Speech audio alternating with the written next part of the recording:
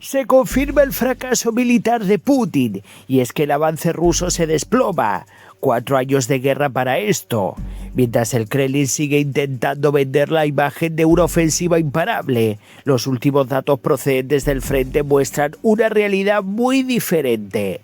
Rusia apenas logró capturar 14 kilómetros cuadrados de territorio ucraniano durante todo este mes pasado de mayo. Sí, han oído bien. 14 kilómetros cuadrados en un mes entero de combates. Y según los analistas militares del Deep State, se trata de la tasa de avance mensual más baja registrada por el ejército ruso en los últimos 3 años de invasión.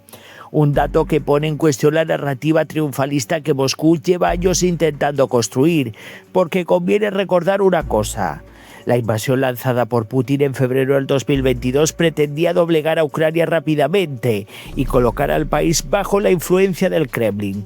Más de 4 años después, Rusia sigue atrapada en una guerra de desgaste gigantesca, con enormes costes humanos, económicos y militares. Y ahora los resultados sobre el terreno empiezan a reflejarlo de forma cada vez más evidente. Según el Deep State, mayo se convirtió en el peor mes para Rusia en términos de ganancias territoriales desde octubre del 2023, cuando Moscú lanzó una nueva fase ofensiva a gran escala, en este caso en buena parte del frente. Lo más llamativo es que estos pobres resultados llegan precisamente en un momento en el que Rusia está aumentando la presión militar. Los analistas afirman que el número de ataques rusos creció un 37,5% durante mayo y superó los 7.000 asaltos, pero de nada le ha servido. Es decir, más ataques, más recursos, más desgaste, pero prácticamente sin avances significativos. Y aquí es donde aparece uno de los datos más reveladores de todo el informe.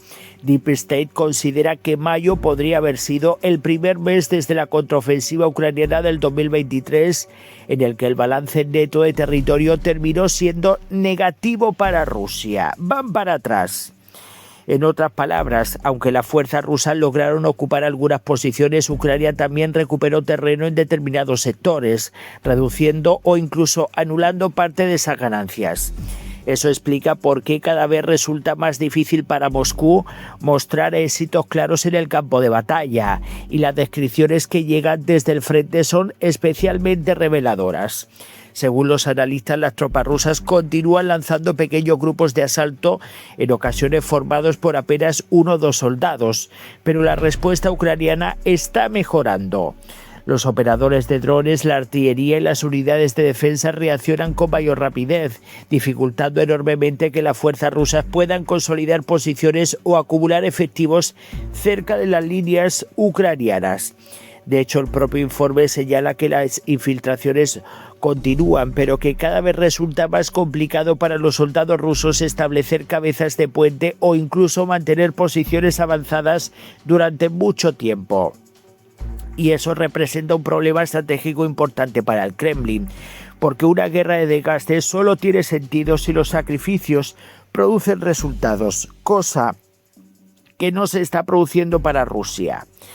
Pero cuando miles de ataques generan apenas 14 kilómetros cuadrados de avance durante un mes entero, empiezan a surgir preguntas incómodas sobre la eficacia real de la ofensiva, especialmente después de más de 4 años de guerra. Ahora bien, eso no significa que Ucrania pueda permitirse relajarse.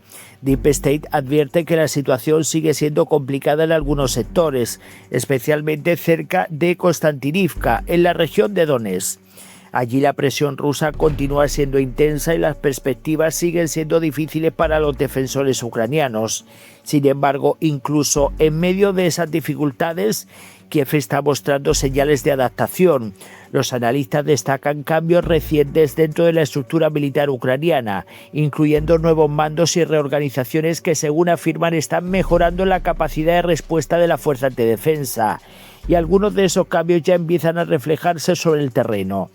De hecho, a finales de mayo se informó de operaciones ucranianas exitosas cerca de Novoselivka, donde las fuerzas de Kiev lograron recuperar territorio en uno de los sectores activos del frente. Por eso muchos observadores creen que la guerra está entrando en una nueva fase. Una fase en la que ya no basta con lanzar más ataques o movilizar más soldados. una fase en la que la capacidad de adaptación, la tecnología, la inteligencia y la coordinación pueden resultar más importantes que la mera cantidad de efectivos. Y precisamente ahí es donde Rusia parece encontrarse con dificultades cada vez mayores, porque después de años de ofensivas, miles de vehículos perdidos, enormes gastos militares y un coste humano gigantesco, los avances territoriales obtenidos durante mayo son extraordinariamente limitados para una potencia que aspiraba a imponer rápidamente su voluntad sobre Ucrania. A día de hoy la guerra continúa. Los combates siguen siendo extremadamente duros y nadie debería subestimar la capacidad militar de Rusia. Pero los datos de mayo dejan en este caso una conclusión difícil de ignorar. Rusia aumentó sus ataques, Rusia incrementó la presión y aún así sus ganancias territoriales fueron las más bajas de los últimos 3 años. Y ahora la pregunta es para vosotros. ¿Creéis que Rusia todavía puede lograr avances significativos en Ucrania o estamos viendo señales cada vez más claras de un estancamiento militar a largo plazo que perjudica claramente a los invasores? Voy a leer vuestros comentarios, dejen sus likes, apoyen al canal y nos vemos en el próximo vídeo.